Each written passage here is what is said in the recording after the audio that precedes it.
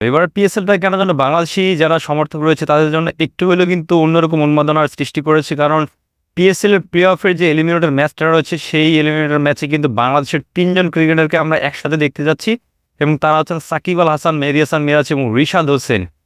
Eliminator ম্যাচটাতে কিন্তু লাহোর কালান্দার্স মুখোমুখি হবে করাচি কিংসের এবং লাহোর কালান্দার্সের হয়ে কিন্তু এই ৩ প্লেয়ারকে আমরা দেখতে পারবো। কারণ লাহোর কালান্দার্স শিবিরে কিন্তু রিশাদ হোসেন গ্রুপ পর্বের কিছু ম্যাচ খেলে বাংলাদেশের যে সিরিজটা রয়েছে সেই সিরিজটা কিন্তু ইউএইতে তিনি খেলতে গিয়েছিলেন। পরবর্তীতে তিনি কিন্তু আবারও কিছুক্ষণ সময় আগে ব্যাক করেছেন কালান্দার্স শিবিরে এবং এখন কিন্তু বাংলাদেশের যে ৩ ক্রিকেটার তারা কিন্তু একই সাথে লাহোর কালান্দার্স শিবিরে রয়েছেন এবং তারা কিন্তু এই এলিমিনেটর ম্যাচটার জন্য প্রস্তুতি নিচ্ছেন। এবং এই ম্যাচটা কিন্তু বাংলাদেশ সময় আজকে 8:30টায় অনুষ্ঠিত হবে। করাচি কিংস এবং লাহোর কালান্দার্সের মধ্যে যে ম্যাচটা এটার কিন্তু একটা বাড়তি উন্মাদনা যোগ করেছে, কারণ গ্রুপ পর্বে তারা কিন্তু একে অপরকে একবার করে হারিয়েছে। সো এই ম্যাচটা কিন্তু ডেফিনেটলি অনেক বড় একটা এন্টারটেইনিং ম্যাচ হতে যাচ্ছে।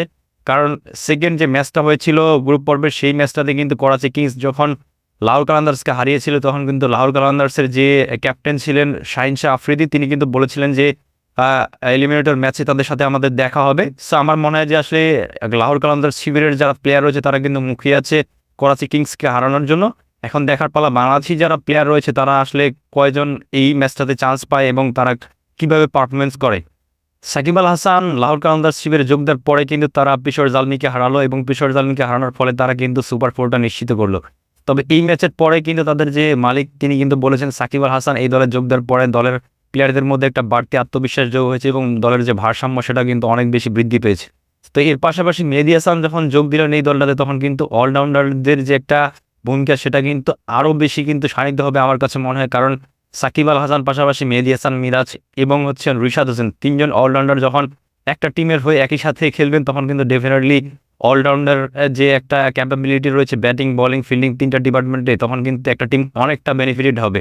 এবং সেক্ষেত্রে আমরা বলতে পারি যে এই ৩ জন প্লেয়ারকে যদি তারা একসাথে খেলায় তাহলে কিন্তু ডেফিনেটলি লাহোর কালান্দার্সের এই ম্যাচটা উইন করার সম্ভাবনা অনেক বেশি। এখন দেখা যাক বাংলাদেশ সময় আজকে 8:30টায় এই ম্যাচটা রয়েছে, কারণ কী ধরনের ফলাফল করে লাহোর কালান্দার্স সেটা কিন্তু দেখার জন্য মুখে থাকবে বাংলাদেশের কোটি কোটি ক্রিকেট প্রেমীরা। যেহেতু বাংলাদেশের এখানে কিন্তু 3টা প্লেয়ার রয়েছে এবং এই 3 জন প্লেয়ারকে কেন্দ্র করে কিন্তু বাংলাদেশের যারা ফ্যান রয়েছে তারা কিন্তু মুখে থাকবে এই ম্যাচটা দেখার জন্য।